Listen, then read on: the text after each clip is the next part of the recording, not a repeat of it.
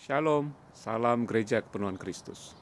Saudara, apakah saudara setiap bangun pagi memikirkan sepanjang hari bagaimana saudara berusaha untuk lebih lagi mengasihi Tuhan?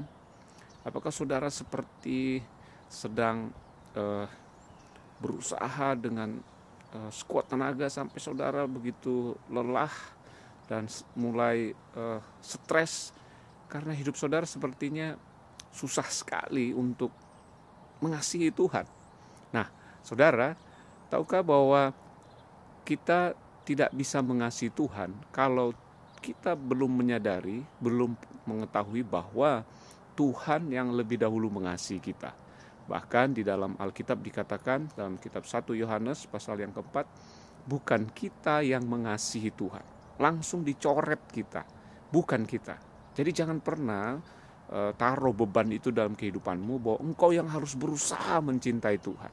Jadi kekristenan yang sejati adalah kita pertama menyadari terlebih dahulu bukan, tetapi kemudian dikatakan ayatnya Allah yang terlebih dahulu mengasihi kita, mencintai kita. Nah, karena kita sudah menerima cinta Tuhan, kita sudah menerima kasih agape itu, maka kita bisa mengasihi Tuhan. Nah, kita bisa mengasihi sesama kita. Karena apa? Kita harus menyadari terlebih dahulu mencintai, menerima cinta Tuhan. Seperti Petrus, dia coba-coba mengasihi Tuhan dengan kekuatannya, dia gagal. Gak ada yang bisa mencintai Tuhan karena kita gak punya kasih agape. Tapi ketika kasih agape telah dicurahkan dalam hidup kita, maka kita bisa mengasihi Tuhan dan mengasihi sesama.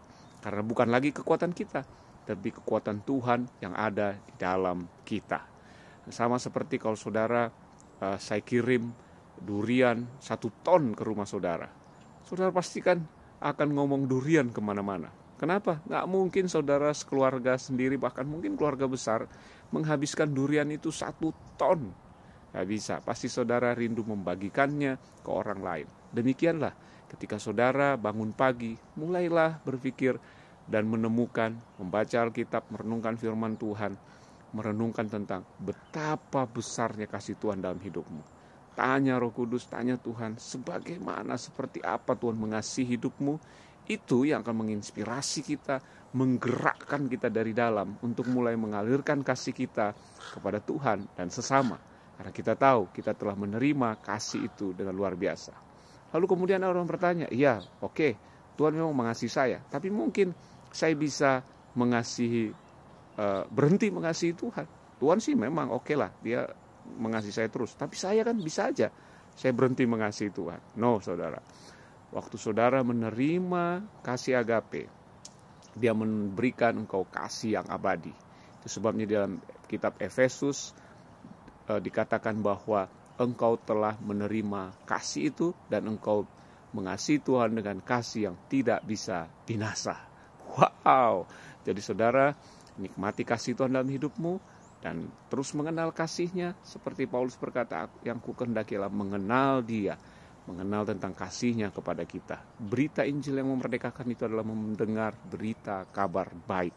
Itu yang akan mengubah hidupmu dan mengalirkan kasih kepada Allah dan sesama. Haleluya, salam gereja kepenuhan Kristus.